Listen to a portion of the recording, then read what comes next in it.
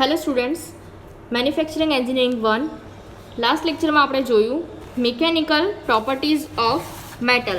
હવે આજે આપણે જોઈશું રેસિડ્યુઅલ સ્ટ્રેસીસ. રેસિડ્યુઅલ સ્ટ્રેસીસ કોને કહેવાય? તો કોઈ પણ મેટલ છે એ મેટલને શેપ આપવાની અલગ અલગ પ્રોસેસ છે.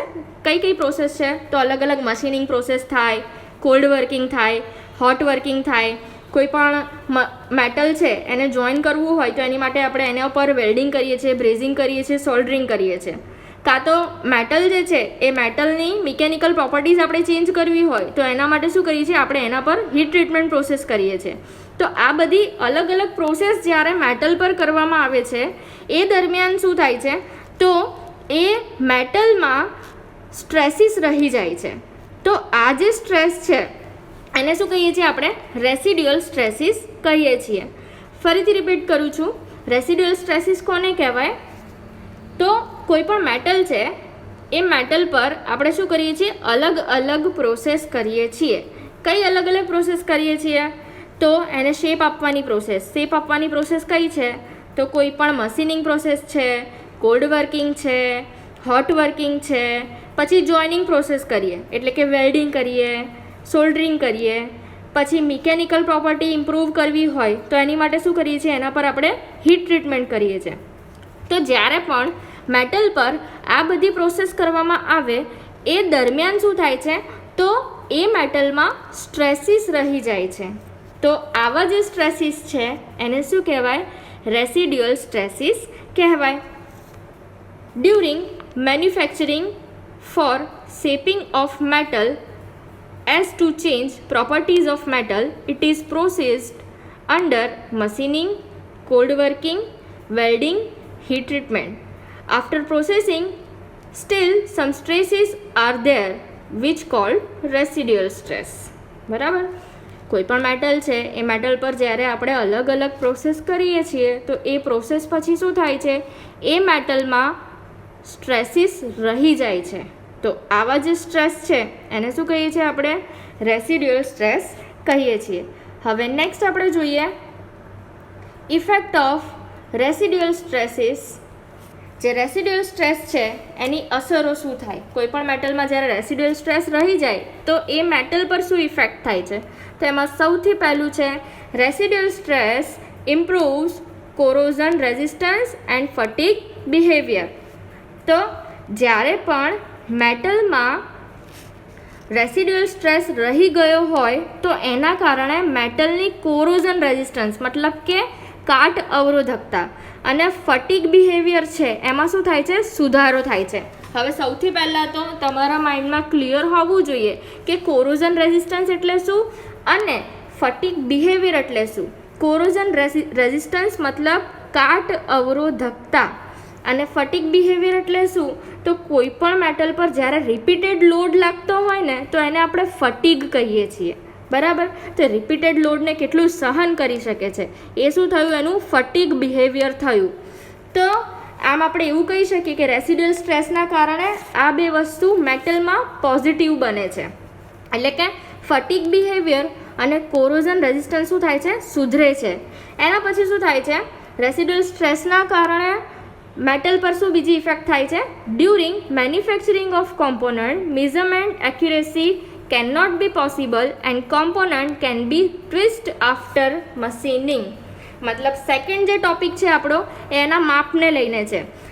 જ્યારે પણ મેટલમાં રેસિડ્યુઅલ સ્ટ્રેસ રહી ગયો હોય તો શું થશે કે આપણને જે ડાયમેન્શનનો કોમ્પોનન્ટ જોઈએ છે એ ડાયમેન્શનનો કોમ્પોનન્ટ આપણને મળતો નથી. ડાયમેન્શન એનાથી વધારે કાં તો ઓછા હોઈ શકે. પ્લસ શું થશે કે જે કોમ્પોનન્ટ હશે એ શું થઈ જશે? ટ્વિસ્ટ થઈ જશે. ટ્વિસ્ટ થવું મતલબ વળી જવું. એટલે પ્રોપર આપણને જે કોમ્પોનન્ટ જોઈએ છે એ કોમ્પોનન્ટ આપણને મળશે નહીં. એના પછી શું કહે છે? If precaution is not taken during heat treatment and casting, the residual stress may propagate crack and twisting defects. Suppose કોઈ પણ મેટલ પર આપણે હીટ ટ્રીટમેન્ટ કે કાસ્ટિંગ જેવી પ્રોસેસ કરીએ અને એ દરમિયાન આપણે રેસિડ્યુઅલ સ્ટ્રેસનું ધ્યાન ના રાખીએ તો કાસ્ટિંગ કે હીટ ટ્રીટમેન્ટ કર્યા પછી શું થશે? મેટલમાં ક્રેક પડી જશે અને એમાં ટ્વિસ્ટ જેવી ડિફેક્ટ આવશે. એટલે આ એક થર્ડ નંબરનો પોઈન્ટ થયો. અને એના પછી છે presence of residual stress May change safe stress limit. આ શું કહેવા માંગે છે કે કોઈ પણ કોમ્પોનન્ટ આપણે બનાવ્યો તો એમાં છે ને એમાં આપણે સ્ટ્રેસ જે છે એ મેઝર કરતા હોઈએ કે ભાઈ આટલી સ્ટ્રેસની વેલ્યુ હોય ત્યાં સુધી આપણો કોમ્પોનન્ટ સેફ રહેશે. તો જો એમાં મેટલમાં રેસિડ્યુઅલ સ્ટ્રેસ રહી ગયા હોય તો એના કારણે જે સેફ સ્ટ્રેસની લિમિટ છે એ શું થશે, ઘટી જશે. બરાબર. ધારો કે કોઈ કોમ્પોનન્ટ છે અને એ કોમ્પોનન્ટમાં સેફ સ્ટ્રેસની લિમિટ 100 ન્યૂટન પર mm સ્ક્વેર છે તો એ ઘટીને કેટલી થઈ જાય, 90 થઈ જશે. એટલે કે 90 ન્યૂટન પર mm સ્ક્વેર જેટલો સ્ટ્રેસ એ કોમ્પોનન્ટ પર લાગશે તો એ શું થશે, તૂટી જશે. તો જે સેફ સ્ટ્રેસની લિમિટ છે એના પર બી શું કરે છે, ઇફેક્ટ કરે છે. ઇન શોર્ટ, રેસિડ્યુઅલ સ્ટ્રેસ જ્યારે પણ મેટલમાં રહી જાય તો મેટલ માટે એ એક નેગેટિવ ઇફેક્ટ છે એવું કહી શકાય. આ ક્વેશ્ચન ઇમ્પોર્ટન્ટ છે. રેસિડ્યુઅલ સ્ટ્રેસ કોને કહેવાય અને રેસિડ્યુઅલ સ્ટ્રેસની શું ઇફેક્ટ છે એ ફરીથી રિપીટ કરું છું. જો તમારે કેવી રીતે યાદ રાખવાનું છે, સૌથી પહેલાં તો તમારે યાદ રાખવાનું છે corrosion resistance and fatigue behaviour. આ બે વર્ડ તમારે યાદ રાખવાના. રેસિડ્યુઅલ સ્ટ્રેસ જો મેટલમાં રહી ગયા હોય તો શું થશે, કોરોઝન રેઝિસ્ટન્સ અને ફટીગ બિહેવિયર સુધરશે. એના પછી શું યાદ રાખવાનું છે તમારે, કયો વર્ડ યાદ રાખવાનો છે, મેઝરમેન્ટ એક્યુરેસી.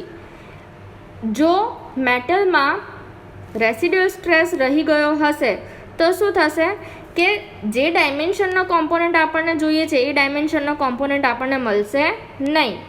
એના પછી નેક્સ્ટ પોઈન્ટમાં તમારે શું યાદ રાખવાનું છે કે જો કોઈ કોમ્પોનન્ટમાં રેસિડ્યુઅલ સ્ટ્રેસ રહી ગયો હોય તો એમાં શું લાગે, ક્રેક થઈ જાય અને ટ્વિસ્ટિંગ ડિફેક્ટ આપણને જોવા મળે.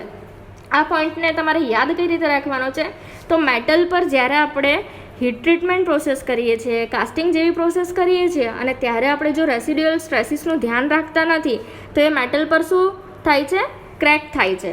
બીજી કઈ ડિફેક્ટ આપણને જોવા મળે છે, ટ્વિસ્ટિંગ ડિફેક્ટ જોવા મળે છે. અને લાસ્ટ પોઈન્ટમાં તમારે યાદ રાખવાનું છે સેફ સ્ટ્રેસ લિમિટ. મતલબ કે જ્યારે પણ મેટલમાં રેસિડ્યુઅલ સ્ટ્રેસ રહેલા હશે ત્યારે શું થશે, એની જે સેફ સ્ટ્રેસની લિમિટ છે એ ઘટી જશે. બરાબર. આ 4 પોઈન્ટ તમારે યાદ રાખવાના છે અને આ થિયરી ઇમ્પોર્ટન્ટ છે. નેક્સ્ટ આપણે જોઈએ રીક્રિસ્ટલાઇઝેશન ટેમ્પરેચર. હવે રીક્રિસ્ટલાઇઝેશન કોને કહીશું આપણે, તો કોઈ પણ ડિફોર્મ મેટલ છે એ ડિફોર્મ મેટલને જ્યારે તમે ગરમ કરો છો તો એમાં જે મોલેક્યુલ્સ છે એ મોલેક્યુલ્સ એકદમ પ્રોપર વેમાં અરેન્જ થઈ જાય છે અને તમને શું મળે છે, એક નવું સ્ટ્રક્ચર મળે છે. તો આ જે આખી પ્રોસેસ છે એને કઈ પ્રોસેસ કહેવાય, રીક્રિસ્ટલાઇઝેશન પ્રોસેસ કહેવાય, પુનઃ સ્ફટિકીકરણ પ્રોસેસ કહેવાય. અને જે ટેમ્પરેચર પર રીક્રિસ્ટલાઇઝેશન થાય છે એને શું કહીએ છીએ આપણે, રીક્રિસ્ટલાઇઝેશન ટેમ્પરેચર. ફરીથી રિપીટ કરું છું, રીક્રિસ્ટલાઇઝેશન કોને કહેવાય, તો કોઈ પણ ડિફોર્મ મેટલ છે કે જેના મોલેક્યુલ્સ અણુઓ જે છે એ એક સરખા ગોઠવાયેલા નથી તો એનું સ્ટ્રક્ચર સુધારવા માટે આપણે શું કરીએ છીએ, એનું તાપમાન વધારીને એને ગરમ કરીએ છીએ. જ્યારે તમે એનું ટેમ્પરેચર વધારશો તો શું થશે કે મેટલની અંદર રહેલા જે મોલેક્યુલ્સ છે એ ફરી પાછા વ્યવસ્થિત ગોઠવાશે. તો આ આખી જે પ્રોસેસ છે એને આપણે રીક્રિસ્ટલાઇઝેશન કહીએ છીએ અથવા તો પુનઃ સ્ફટિકીકરણ કહીએ છીએ. અને જે ટેમ્પરેચર પર રીક્રિસ્ટલાઇઝેશન થાય છે એ ટેમ્પરેચરને આપણે શું કહીએ છીએ, રીક્રિસ્ટલાઇઝેશન ટેમ્પરેચર કહીએ છીએ. રીક્રિસ્ટલાઇઝેશન ટેમ્પરેચરની ડેફિનેશન 2 માર્ક્સમાં પૂછાય છે. એના પછી છે ફેક્ટર્સ અફેક્ટિંગ રીક્રિસ્ટલાઇઝેશન ટેમ્પરેચર, પુનઃ સ્ફટિકીકરણ તાપમાન પર અસર કરતા પરિબળો. આ પણ ઇમ્પોર્ટન્ટ છે એટલે આ પણ તમને આવડવું જોઈએ. એમાં સૌથી પહેલું છે ગ્રેન સાઇઝ. હવે ગ્રેન સાઇઝ માટે તમારા મગજમાં 2 વસ્તુ ક્લિયર હોવી જોઈએ કે ફાઇન ગ્રેન કોને કહેવાય અને કોર્સ ગ્રેન કોને કહેવાય. ફાઇન ગ્રેન મતલબ જે પણ મેટલ છે એના મોલેક્યુલ્સ જે છે એ નાના નાના હોય, નાની સાઇઝના હોય તો એને કહેવાય ફાઇન ગ્રેન.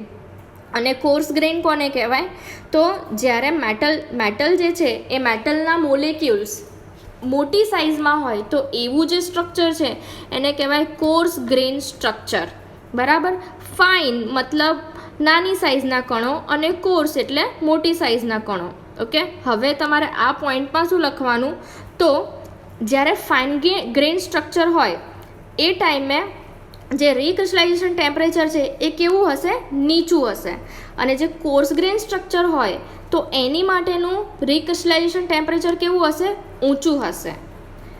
નાની સાઇઝના કણો માટે પુનઃસ્ફટિકીકરણ તાપમાન કેવું હશે, નીચું હશે. અને મોટી સાઇઝના કણો એટલે કે કોર્સ ગ્રેન સાઇઝનું સ્ટ્રક્ચર છે એની માટે પુનઃસ્ફટિકીકરણ રીક્રિસ્ટલાઇઝેશન ટેમ્પરેચર જે છે એ કેવું હશે, ઊંચું હશે. એના પછી છે પ્રેઝન્સ ઓફ ડિસોલ્વડ એલિમેન્ટ્સ. તો આ શું કહેવા માંગે છે કે કોઈ પણ મેટલ છે એ મેટલમાં જ્યારે અશુદ્ધિ રહેલી હોય, બીજી મેટલ પણ એમાં રહેલી હોય, તો એ દરમિયાન એનું જે રીક્રિસ્ટલાઇઝેશન ટેમ્પરેચર છે, પુનઃસ્ફટિકીકરણ તાપમાન જે છે એ કેવું હશે, ઊંચું હશે. જે આપણે એકદમ પ્યોર મેટલ હોય અને પ્યોર મેટલને તમે ગરમ કરો છો અને ગરમ કરવા માટે જે રીક્રિસ્ટલાઇઝેશન ટેમ્પરેચરની વેલ્યુ હશે એની કમ્પેરમાં જે અશુદ્ધ ધાતુ છે, ઇમ્પ્યોર મેટલ છે, એનું રીક્રિસ્ટલાઇઝેશન ટેમ્પરેચર કેવું હશે, વધારે હશે. બરાબર, એટલે આ પોઈન્ટ એ કહેવા માંગે છે. એના પછી છે ડિગ્રી ઓફ કોલ્ડ વર્ક. આ શું કહેવા માંગે છે કે જ્યારે કોઈ પણ મેટલ પર વારંવાર કોલ્ડ વર્કિંગની પ્રોસેસ કરવામાં આવી હોય તો એવી જે મેટલ છે એના માટે પણ રીક્રિસ્ટલાઇઝેશન ટેમ્પરેચર કેવું હશે, નીચે હશે. બરાબર, ફરીથી કોઈ પણ મેટલ છે એ મેટલ પર વારંવાર કોલ્ડ વર્કિંગ પ્રોસેસ કરવામાં આવી હોય તો એની માટે રીક્રિસ્ટલાઇઝેશન ટેમ્પરેચર કેવું હશે, નીચે, ઓછું હશે. એના પછી શું કહેવા માંગે છે, time for which the deform metal is heated. Suppose કોઈ પણ મેટલ છે એ મેટલ પર આપણે એનિલિંગ પ્રોસેસ કરીએ છીએ અને એનિલિંગ પ્રોસેસ જો વધારે સમય સુધી કરવામાં આવે તો એનું રીક્રિસ્ટલાઇઝેશન ટેમ્પરેચર કેવું જશે, નીચું જશે, ઓછું હશે. એનિલિંગ પ્રોસેસ કોઈ પણ હીટ અથવા તો હીટ ટ્રીટમેન્ટ પ્રોસેસ લઈ લો, કોઈ પણ હીટ ટ્રીટમેન્ટ પ્રોસેસ આપણે વધારે સમય સુધી કરીએ, કોઈ પણ ધાતુને આપણે વધારે ટાઈમ સુધી હીટ ટ્રીટમેન્ટમાં મૂકેલો હોય તો એનું રીક્રિસ્ટલાઇઝેશન ટેમ્પરેચર કેવું હશે, નીચું હશે. એના પછી છે ટેમ્પરેચર ઓફ એનિલિંગ પ્રોસેસ. હવે આપણને એનિલિંગ પ્રોસેસ માટે ટેમ્પરેચર લિમિટ આપેલી છે, પણ એ ટેમ્પરેચર લિમિટ કરતાં આપણે ઓછા ટેમ્પરેચર સુધી મેટલને ગરમ કરીએ તો એને જ્યારે આપણે રીક્રિસ્ટલ કરીએ તો ક્રિસ્ટલ કરતા ટાઈમે જે મેટલ છે એ મેટલને વધારે સમયની જરૂર પડે છે. આ બધું વાઇસ વર્સા છે. જો એનિલિંગ ટેમ્પરેચર આપણે ઓછું રાખીએ તો પુનઃસ્ફટિકીકરણ માટે જે મેટલ છે એ ટાઈમ શું લેશે, વધારે લેશે. એની ઉપરનો પોઈન્ટ આપણે જોઈએ તો કોઈ પણ મેટલ છે એ મેટલ પર જો આપણે એનિલિંગ પ્રોસેસ વધારે સમય સુધી કરીએ તો એનું જે પુનઃસ્ફટિકીકરણ તાપમાન, રીક્રિસ્ટલાઇઝેશન ટેમ્પરેચર છે એ કેવું હશે,